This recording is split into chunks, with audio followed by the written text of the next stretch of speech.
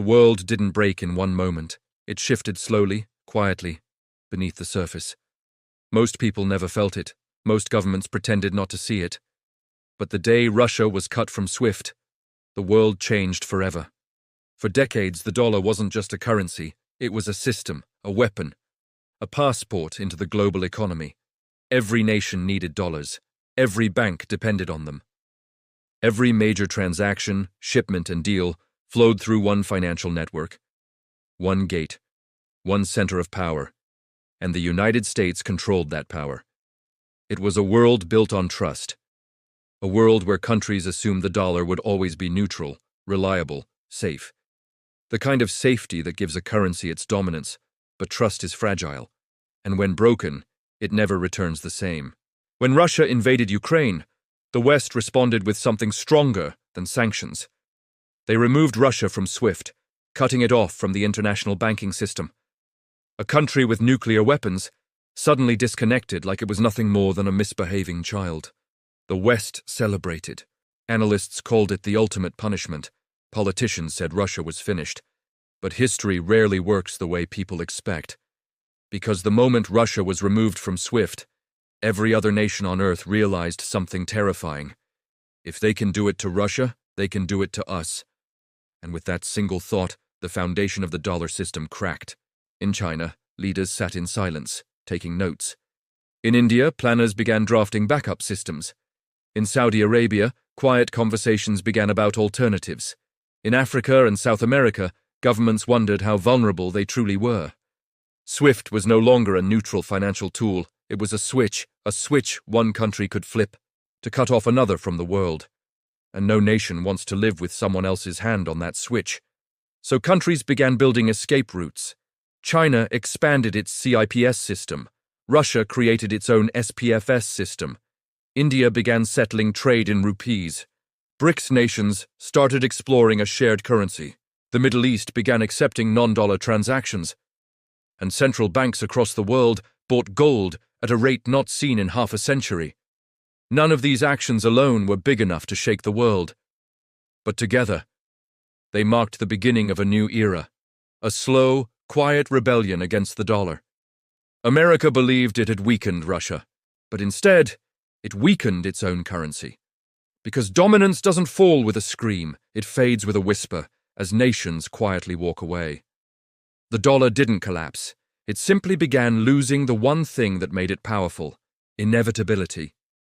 For decades, the world didn't choose the dollar. It needed the dollar. There was no other option. But now, there are options: China, India, BRICS, digital currencies, regional systems, gold-backed settlements, bilateral trade deals that bypass the dollar completely. The world isn't abandoning the dollar out of anger. It's abandoning it out of fear. Fear of being controlled, fear of being punished, fear of being shut off with a single click. A system built on fear cannot survive.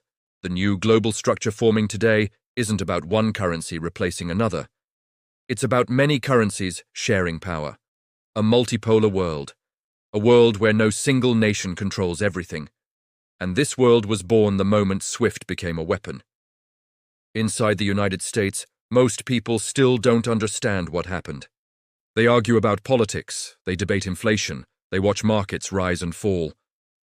They think the dollar is still invincible because it's always been invincible. But the truth is simple. The fall of an empire is rarely loud.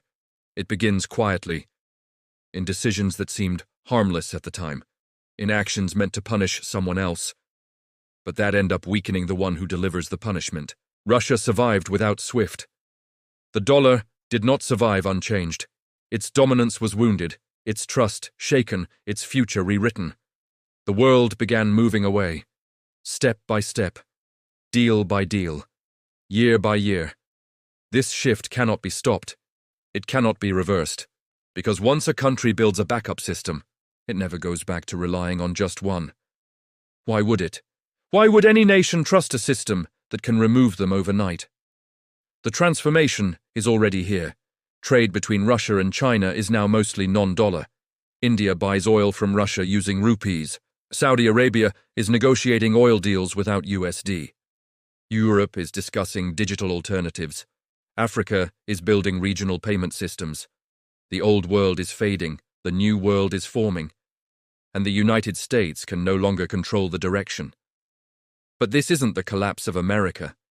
It's the collapse of the illusion of American financial invincibility, a slow decline, a soft fall, a silent shift in global gravity. The dollar will still exist, it will still be powerful, but it will no longer be the only choice, no longer the center of everything, no longer the sun around which the world orbits. It will become just another currency. Strong, respected, widely used, but not feared. Not dominant. Not untouchable. The day Russia was removed from SWIFT. Historians will look back on that moment as the beginning. The day the world realized a new truth, that the global financial system needs balance, not control. The world will not return to the old system. The door is closed. The path is set, and the future is already unfolding. The decision meant to punish Russia instead exposed the weakness of the dollar. It showed the world that power based on fear cannot last, that dependence is dangerous, that trust, once broken, never fully recovers. And so, quietly, steadily, strategically, the world is walking away, not with anger, not with chaos, but with calm determination. The dollar's era is ending, not today, not tomorrow, but inevitably. And it all began with a single choice, a single moment, a single disconnect from SWIFT, the moment the dollar's future changed forever.